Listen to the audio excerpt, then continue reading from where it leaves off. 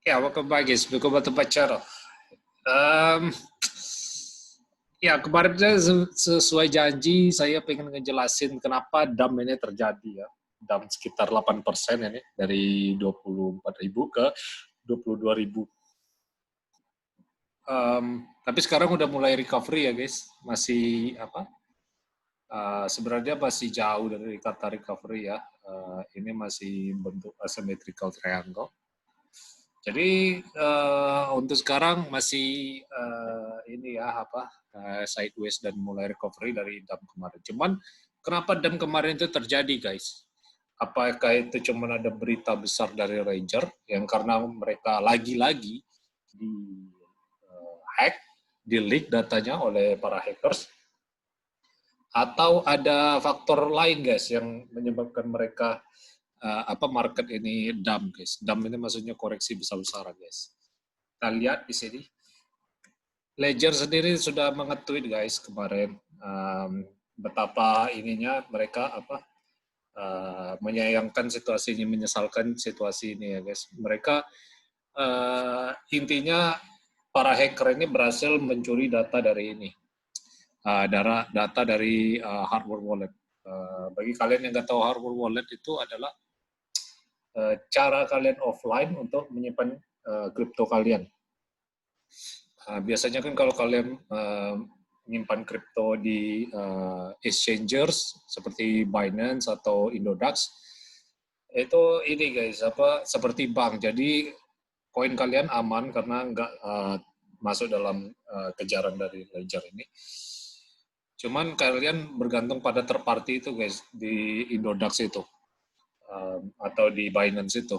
Karena selagi dia nggak bangkrut, exchange tersebut nggak bangkrut, kalian masih bisa selamat. Cuman kalau exchange tersebut bangkrut, kalian harus waspada juga.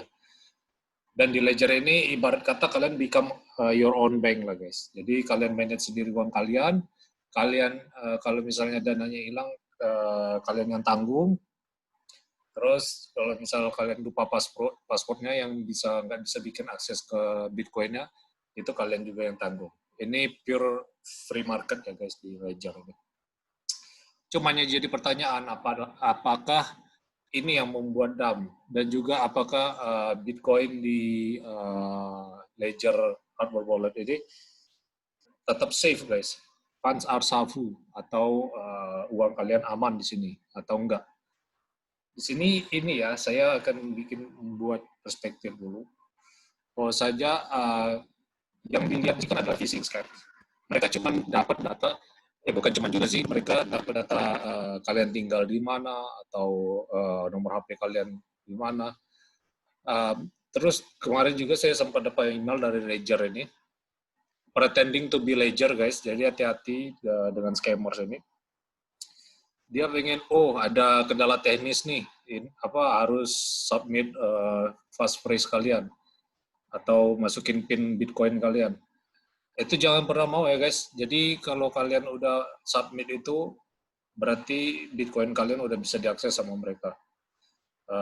Not your keys, not your coin guys. Jadi kalian harus pegang keys kalian. Jangan sampai scammers ini melalui email atau telepon atau SMS mereka bisa mengirimkan link-link itu atau link disuruh download kan ada malware-nya. Jadi komputer kalian bisa ledger kalian bisa lenyap dalam seketika, uang kalian di dalam ledger pun lenyap. Tapi apakah ini secara tidak langsung bikin Bitcoin tidak aman di ledger? Enggak juga guys, karena selagi kalian simpan si phrase-nya yang 12 kata tadi, 12 huruf tadi, 12 kata tadi tepatnya, itu kalian tetap aman guys. Jadi ledger ini ya mungkin kalau masalah data pribadi di-share ini ya sangat disayangkan ya. Soalnya saya agak kurang setuju juga sih sama orang yang kemarin yang bilang kalau disuntik privasi kalian hilang karena ditanam chip. Soalnya chip tahu di mana-mana kalian. Ya itu kehilangan dari privasi juga ya guys. Bayangkan kalau misal password kalian diketahui oleh orang lain dan bisa diakses. Pasti kalian nggak mau kan? Nah apalagi ini rumah orang guys. Jadi kalau kalian misal diintai atau apa, kita walau-walam ini masalah privasi sebenarnya udah beyond the powernya udah luar biasa guys, karena yang cuma tahu privasi kita, apa yang kita lakukan sendirian, apa yang ada di otak kita itu cuma Allah. Jadi mereka yang central control ini coba mencari power seperti itu guys. So ya ini alasan pertama dumpnya ya guys, karena ini bertepatan kemarin dengan berita ini. Saya nggak cover karena saya cover berita Elon Musk. Tapi di sisi lain, ada nggak yang menjadi katalis berikutnya yang bikin Bitcoin ini glosor?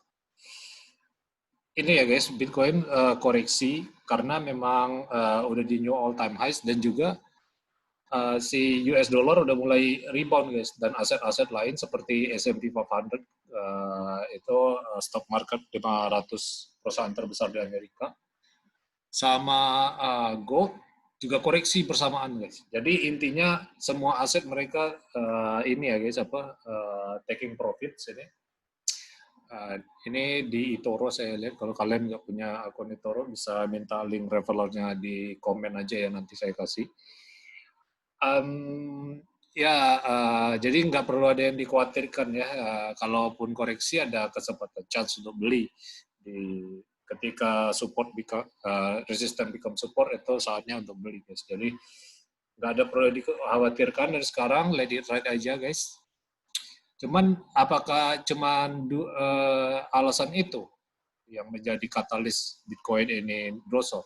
Cuman masalah US dollar index ini aja? Nggak juga ya sih guys. Ini kemarin ada kabar yang bisa dibilang untuk para kripto yang baru join ini harus disimak baik-baik ya. Ini nggak bagus sekali caranya si CEO dari Ripple. Ripple ini kan salah satu kripto, sebenarnya bukan kripto juga sih, ini centralized control. Jadi bukan kripto kan decentralized guys. Jadi no one's manage it. Tapi SEC, OJK-nya di Amerika ini mengejar kripto ini karena hitungannya termasuk sekuritas guys. Sedangkan sekuritas itu harus ada tahapan-tahapannya, seperti Coinbase kemarin kan filing IPO. Ini dia langsung ujuk-ujuk ini guys jual tokennya sejak 2013. Tapi yang herannya waktu itu dia ini nggak langsung disikat sama SEC karena regulasinya waktu tahun 2013 itu berbeda sama sekarang. Jadi mereka bisa bersilat lidah lah sekarang, karena peraturan dulu ini, peraturan sekarang begini.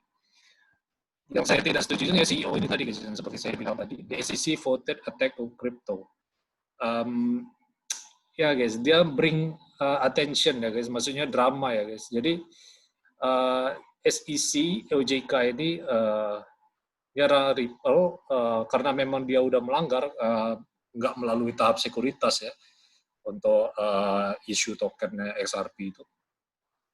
Dan juga kalau dia dalam tanda kutip sebagai playing victim, menganggap ini sebagai attack crypto, menyerang crypto secara general, dia harus ini juga guys, balik lagi ke masa lalu guys. Kenapa? Karena di beberapa bulan, berapa tahun sebelumnya, pas 2017 lagi puncak-puncaknya Bitcoin dan kripto, XRP kan secara percentage ini di peak 2017 itu over outperform Bitcoin guys. Tapi pada saat itu di CEO-nya ini bilang Bitcoin ini lihat nih, alternatif to Bitcoin karena XRP itu fully compliant, dipakai oleh bank-bank, sedangkan Bitcoin ini bikin bank disruptif, bikin bank obsolete. Dan juga XRP to be investment contract, dan menuduh Ethereum dan Bitcoin itu dikontrol oleh Cina. Nah, segiran dia sukses, nah ini tweet Vitalik ini salah satu founder dari Ethereum ini, kripto terbesar kedua setelah Bitcoin, menyatakan klaim dari CEO dari Ripple ini nggak berdasar guys, soalnya dia dulu sempat nyerang Bitcoin guys. Jadi ibarat sama inilah orang sukses lah guys, maksudnya giran dia sukses, dia ini apa merasa superior, menganggap orang lain rendah. Sedangkan ketika mereka lagi ada di bawah, oh aku ini apa bagian dari kripto, Bitcoin lagi suksesnya kan, bagian dari kripto, we are in this together. Ini nggak ada moral lagi ya guys, CEO-nya ini nggak antara nggak tahu diri atau mempertahankan diri, saya juga ngerti. Jadi kalian bisa judge sendiri apa maksud mereka di sini. Dramanya udah kelihatan jelas. So ya, mungkin itu nggak terlalu banyak sih untuk mempengaruhi price dari Bitcoin. Cuman per SRP terhadap BTC kan banyak juga di beberapa exchange.